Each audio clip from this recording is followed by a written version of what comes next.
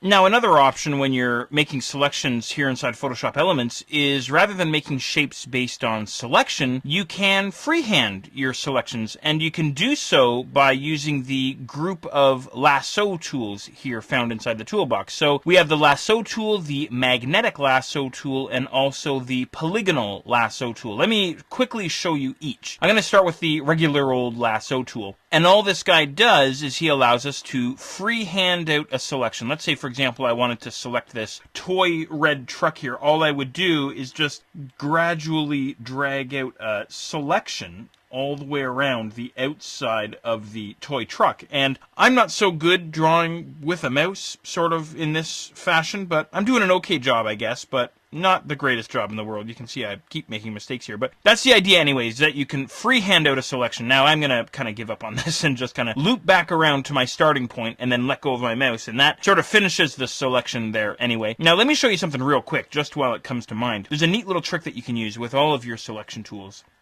And that is, you can add to your selections and you can also subtract from your selections. So let's say, for example, I wanted to subtract out the part of the sort of the fender here from the selection. So right now this area here is selected and I want to remove it. Well, all I would do is I would hold down the Option key, and you'll notice that a tiny minus sign appears beside your cursor. Well, now what I'm going to do is I'm going to start on the outside of the marching ants and then click and drag into the marching ants to sort of cut a semicircle out of my selection all the way around the fender. And I'm not being very careful either, by the way. And then all the way out beyond the other side of the marching ants, and then I'll let go of my mouse, and then that cuts out that sort of section from my marching ants, which is great. And then the other thing that I can do is I can always add to a selection. Let me show you this. I'm going to hold down now the Shift key, and I'm going to start on the inside of my selection, and you'll notice there's a tiny plus sign that appears beside your cursor now, and I'm going to click and drag from the inside of my selection out beyond the edge of my marching ants, and maybe I'll just kind of do a quick rough selection over the top of the roof here, and maybe down the door, you know, this kind of thing, and then all the way back around into my selection again. And then once I'm back on the inside of my selection, I'll just let go of my mouse, and then that whole area gets added to my selection. Just kind of a neat thing to remember whenever you're working with your selections, adding to your selections and subtracting from your selections just by using Shift and Option. Now, in any regard, I'm going to go and get rid of my marching ants. I'm going to head up to the Select menu and then down to Deselect, because I want to show you the other two freehand selection tools. I'll start off by clicking and holding on the lasso tool over inside the toolbox. And let's go and grab our magnetic lasso tool. I think you're going to like this guy. Now, you might want to zoom in just a little bit on your image, and all I'm going to do is, let's say, for example, I'll start up here. I'll just single click with my mouse. And then after I've single clicked, I'm just going to move my mouse around my object. Now, I'm not clicking and dragging. I'm just moving my mouse. And what happens is Photoshop Elements sort of lays out this selection path for me. What it does is it looks for areas of high contrast. For example, the edge that's created between the red truck and the white background, for example. And I can just sort of drag my mouse along that high contrast edge, and Photoshop is smart enough to recognize that edge. And I can come all the way around to the bottom of my truck, across the front wheel, something like this. I'm starting to run out of mouse pad here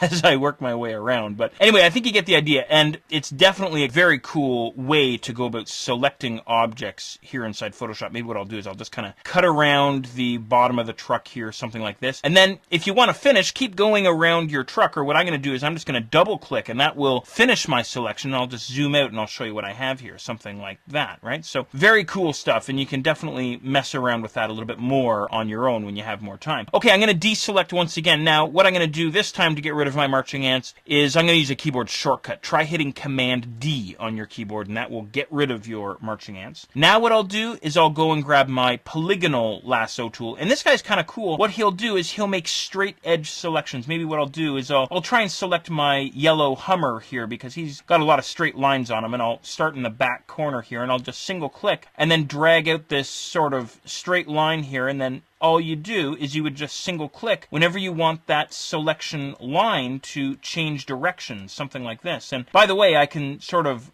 pause my selection creation just by holding down my space bar and then dragging my screen or dragging my image sort of either to the left or to the right or whatever it takes to sort of get around the entire object. But in any regard, I'm going to leave it up to you to finish off your entire Hummer selection. Myself, I'm just going to double click and that will finish off my selection once again. And of course, I didn't get the right side of the Hummer, but I think you get the idea here anyway. So you can certainly make use of this guy as well whenever you want to go about creating straight-edged freehand selections.